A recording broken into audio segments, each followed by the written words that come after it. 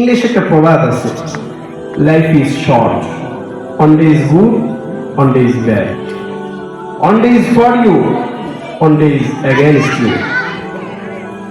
My brothers and my sisters, my dear students and my dear audience, believe in Allah. If you have relation with Allah, the good day is alhamdulillah, the bad day is also alhamdulillah. অর্থ হচ্ছে life is short, জীবন হচ্ছে অত্যন্ত সংকীর্ণ, একেবারেই ছোট্ট। সর্বোচ্চ আয়ু যদি আমরা ধরি, বর্তমান সময়ের সর্বোচ্চ আয়ু হচ্ছে 50 থেকে 60 বছর, ঠিক কিনা বলেন? ঠিক। এটা আরো আগের আয়ু, কিন্তু বর্তমান সময় আরো জনসংখ্যার আয়ু কমে গেছে, ঠিক কিনা বলেন? ঠিক।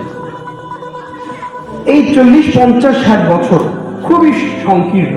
এই সময়ের ভিতরে আমাদেরকে বিয়ে শাদী করতে হবে, লাইফ এস্টাবলিশ করতে হবে, জীবনযাপন করতে হবে, বিয়ে শাদী, গাড়ি বাড়ি, বউ বাচ্চা, নাতিপতি আমাদেরকে অর্জন করতে হবে, ঠিক কিনা বলেন?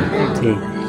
এজন্য বলে লাইফ ইজ শর্ট, জীবন হচ্ছে সংকীর্ণ। One day is good, one day is bad, একদিন ভালো যাবে আর একদিন খারাপ যাবে, ঠিক কিনা বলেন? সব দিন কি একরকম যায়? তো আওয়াজ দেবেন, একরকম যায়? যে সবচাইতে ধনী মানুষ, সবচাইতে সুখী মানুষ, তার কাছে যায় দেখেন, সবচাইতে রাজা, সবচাইতে বড় প্রেসিডেন্ট, তার কাছে যায় দেখেন, তারও মুসিবতের কাহিনী আর কষ্টের কাহিনী শেষ নেই, ঠিক কিনা বলেন? ঠিক। এজন্য সব দিন এক পক্ষে যায় না, সব দিন ভালো যায় না।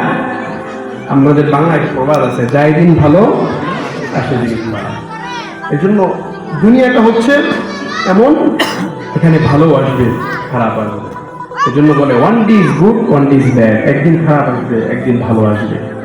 One day is for you, একদিন তোমার পক্ষে থাকবে, one day is against you, একদিন তোমার পক্ষে থাকবে, আরেকদিন তোমার বিপক্ষে থাকবে, ঠিক কিনা বলেন? ঠিক। যেদিন আমরা নিয়ামত পাবো, যেদিন আমাদেরকে আনন্দ দিবেন, যেদিন আমি সুস্থ থাকবো, সেদিন হচ্ছে আমার কাছে সবচাইতে সুখের এবং আনন্দের দিন, ঠিক কিনা বলেন? ঠিক। আর যেদিন আমার মুসিবত আসবে, বিপদ আসবে, দুর্যোগ আসবে, একের পর এক যখন বিপদ আসবে, সেদিন হচ্ছে আমার বিরক্তির দিন, ঠিক কিনা বলেন? ঠিক।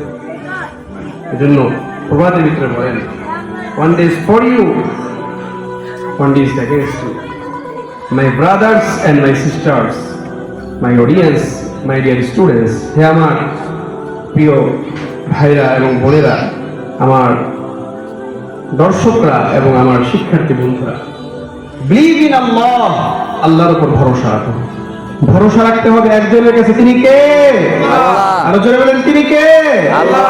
আমাদের আশ্রয়ের স্থান, আমাদের ভরসার স্থান, আমাদের খালেক, আমাদের মালিক, আমাদের প্রভু। পৃথিবীর সব কিছু যখন আমাদেরকে বিসর্জন দিতে পারে, আমরা একজনের কাছে গিয়ে যখন ঠাঁই পাই, তিনি কে? আল্লাহ। আওয়াজ দিয়ে বলুন, কে?